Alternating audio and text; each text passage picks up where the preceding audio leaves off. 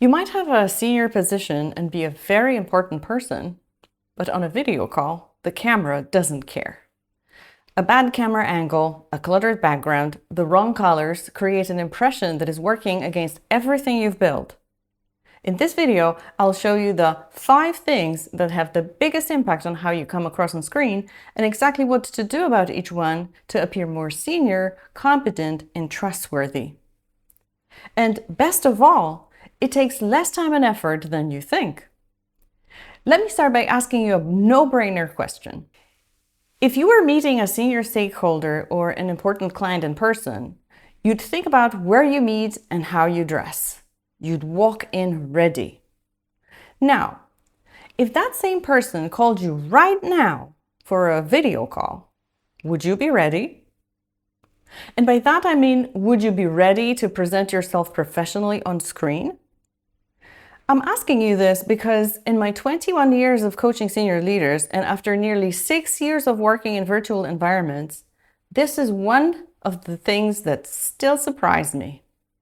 Highly capable, smart people, directors, VPs, C-suite executives show up on screen in a way that quietly works against everything they've built.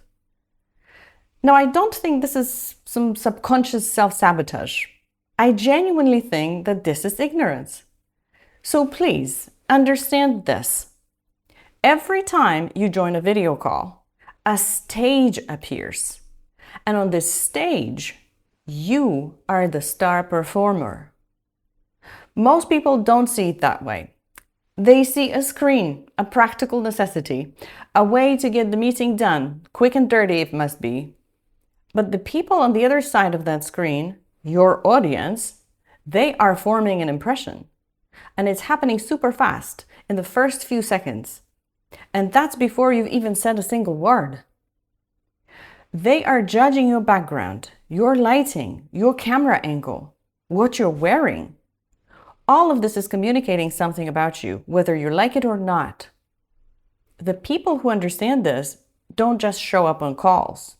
They set the stage. Not in a theatrical sense, but in the sense that they've made a deliberate choice about every element of what the camera sees.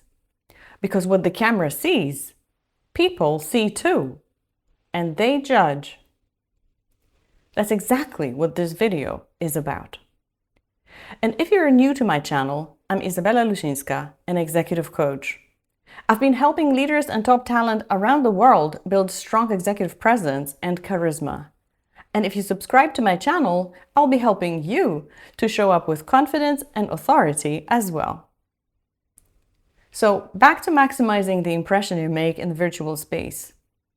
Let me walk you through the 5 things that matter most. Let's start with the one mistake I see most often and also is the easiest one to fix. It's the camera position. Most people simply put their laptop on the desk or the conference table, and that's when the camera points up. And instead of seeing a leader, the person on the other hand is looking straight up their nostrils. Or the laptop screen gets pushed back so far that the camera catches only the top of someone's head and most of the ceiling. Both of these signal, even subconsciously, that this person isn't in control of their own environment. An executive presence, virtual or in person, is fundamentally about being in control. The golden rule that I want you to remember is simple. Camera at eye level. And there should be no more than 2 or 3 finger space between the top of your head and the top of the screen.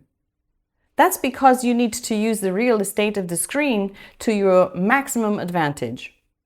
Imagine that the edges of the screen are the frame of a picture, and the centerpiece of that picture is your person.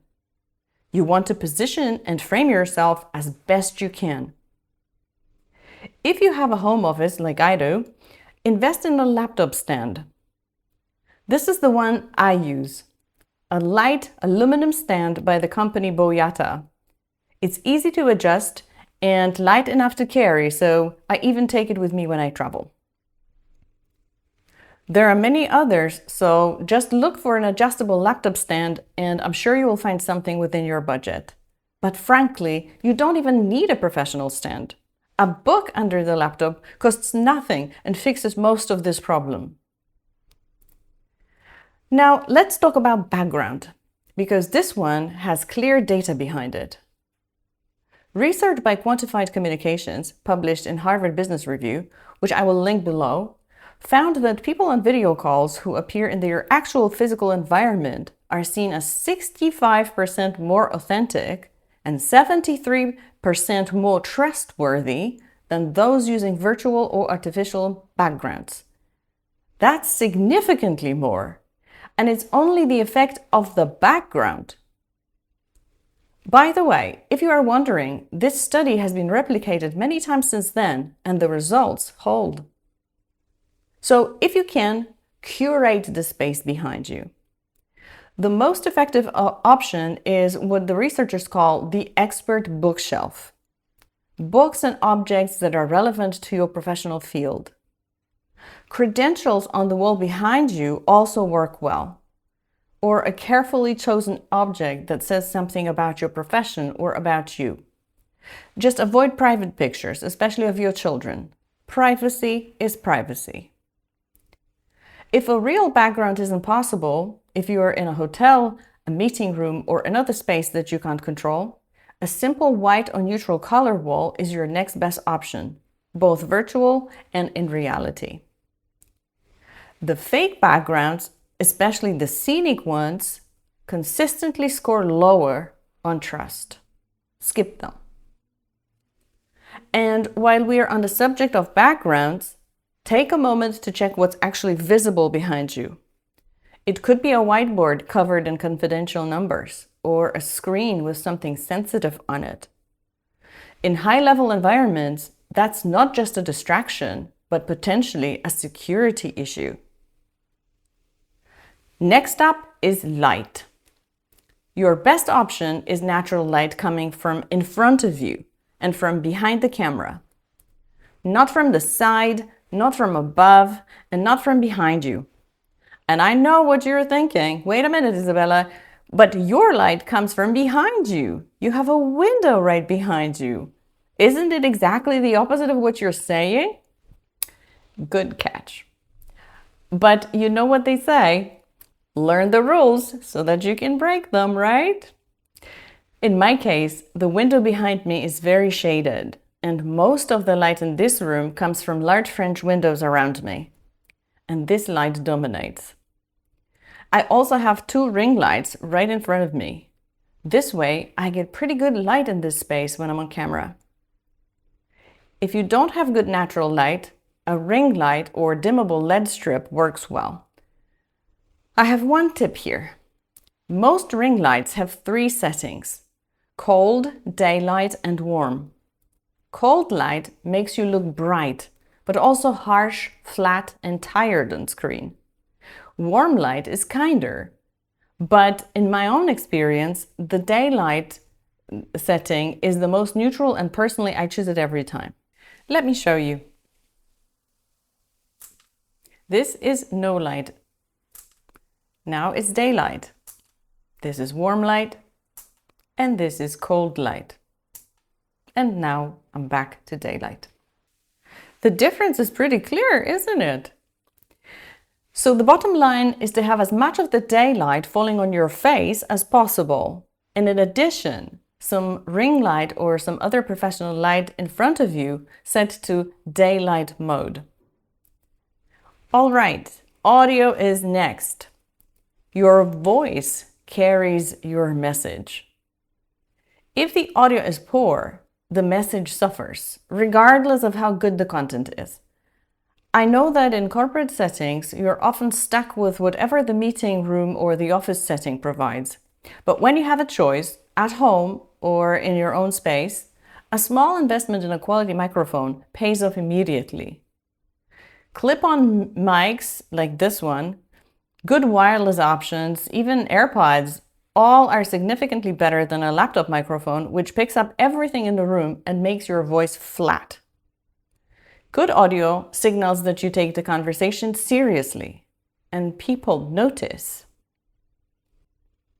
I have one more tip, especially for the women in the audience. If you prefer a clip-on mic like this one, do not wear necklaces that might move and make noise.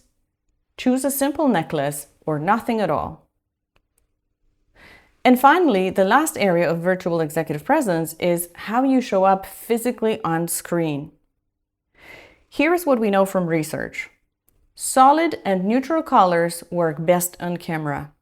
Solid navy, gray, cream, burgundy. That's not because they are conservative, but because they don't fight for attention with your face, which is where people should be looking. Avoid busy patterns, stripes, florals, checks. On screen, they move and distract. Avoid pure white because it can be too bright under lighting. Avoid pure black as well. It tends to absorb light and flattens your appearance. And if your job takes you between different rooms or locations with different backgrounds, think about this in advance. Choose a color palette that works in different settings. And lastly, one tip from the research about the impact of your clothes. Even taking generational preferences into account. When it comes to the style of clothing, business casual was the strongest choice. There was more flexibility in fields that put value on creativity and innovation, but if you are presenting virtually to fellow executives or engaging with a new client, coming across as an expert might be your priority. In which case, select business professional clothes such as a suit or a jacket in a neutral color. Let's summarize. The 5 areas of virtual executive presence that have surprisingly strong impact on the impression you're making are the camera positioning, the background, the light, the audio, and the appearance. And here's the bottom line. Virtual executive presence is an authority tool.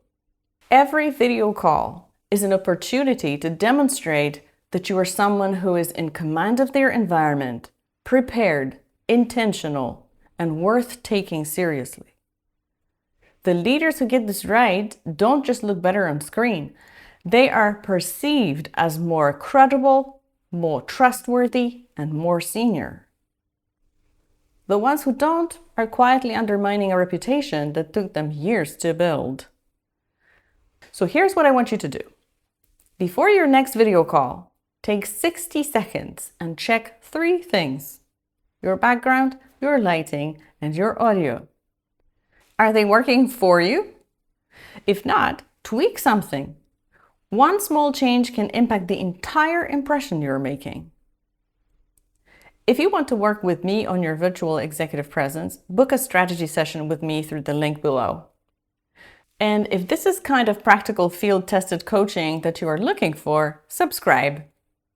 I'll see you in the next video.